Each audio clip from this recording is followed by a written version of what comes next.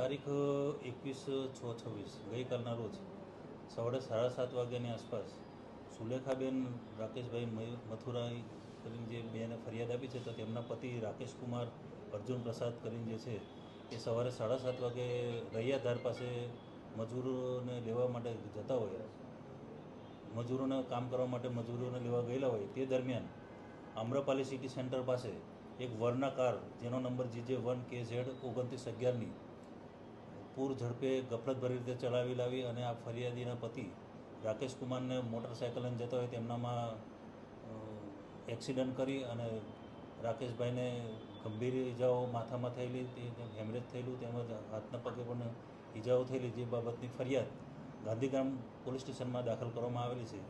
આ ગુનાના કામે તપાસ કરતાં જે વરના ગાડીનો ચાલક છે એ હાલ સગીર હોવાનું બહાર આવેલ છે, જે કાયદાના સંઘર્ષમાં આવેલ કિશોર છે. જેની સાથે પણ એક બીજો ઈસમ બેઠેલો હતો, તે પણ એક કાયદાના સંઘર્ષમાં આવેલ કિશોર હોવાનું બહાર આવેલ છે.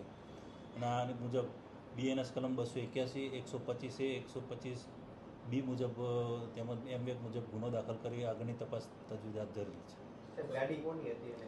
ગાડી હાલ જે ચાલક જે ગાડી ચલાવી રહ્યો હતો, જે કાયદાના સંઘર્ષમાં આવેલો કિશોર, એની સાથે પણ એક સગીર વયનો કાયદાના સંઘર્ષમાં આવેલ કિશોર જ છે, જેઓ તેમના મામાએ ગાડી આવેલોનો હાલ બહાર જાણવા તપાસમાં ખુલેલ છે.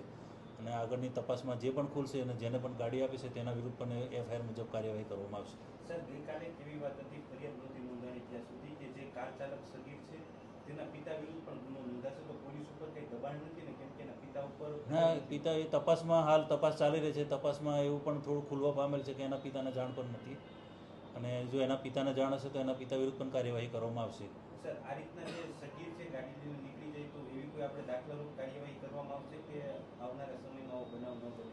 આ એ ચોક્કસ એ પ્રમાણેનું ધ્યાન રાખવામાં આવશે અને ફરીથી વાહન ડ્રાઈવ, ટ્રાફિક ડ્રાઈવ તેમજ વાહન ચેકિંગની કામગીરી જેવી ડ્રાઈવોની અંદર આવી કામગીરીને પ્રાયોરિટી આપી અને આવી બધી ચકાસણી કરી અને તેને પ્રાયોરિટી આપીને આ બાબતના ગુના ન બને તેની તકેદારી રાખવામાં આવશે. અકસ્માત થયો ત્યારે ગાડીમાં નંબર પ્લેટ હતી, પછી થોડી વાર પછી નંબર પ્લેટ કાઢી નાખવામાં આવી હતી, તો એમાં કંઈ એમાં હાલ સુધી કંઈ નહીં. હવે હાલ તપાસનો વિષય છે. ગાંધીગ્રામ પોલીસ તપાસ કરી રહી છે. ઘટનાઓ રાજકોટની અંદર અનેક એવી સામે આવી છે, વિચરણની વારંવાર મહિનામાં 2 થી 3 એવી ઘટનાઓ સામે આવે છે. આમાં કોઈ એવું દાખલારૂપ, કેમ કે અવારનવાર આ પ્રકારની જે સામાન્ય માણસો હોય છે તેમના જીવ જાય છે ઘટનાઓ સામે? રાજકોટ શહેર પોલીસ તરફથી પૂરો પ્રયત્ન રહે છે કે આવા અકસ્માતો નિવારી શકાય. આવા અકસ્માતોમાં જે બેફામ રીતે ચાલતા લોકોના છે એ લોકો વિરુદ્ધ કાર્યવાહી પણ કરવામાં આવે છે. છાસવારે ટ્રાફિક ડ્રાઈવ આપવામાં આવે છે, છાસવારે વાહન ચેકિંગ પણ કરવામાં આવે છે. ઘણા ઇસમો વિરુદ્ધ કાર્યવાહી કરવામાં આવે છે, તે લોકોને મેમો પણ આપવામાં આવે છે, તેઓ વિરુદ્ધ ગુના પણ દાખલ કરવામાં આવે છે. તેમ છતાં પણ આવા કોઈક સગીર વયના બાળકો પોતે પોતાના ઘરેથી વાહન લઈને નીકળી જતા હોય છે, તો તેઓ વિરુદ્ધ વધુમાં વધુ કાર્યવાહી કરવા માટે રાજકોટ પોલીસ સજ્જ છે.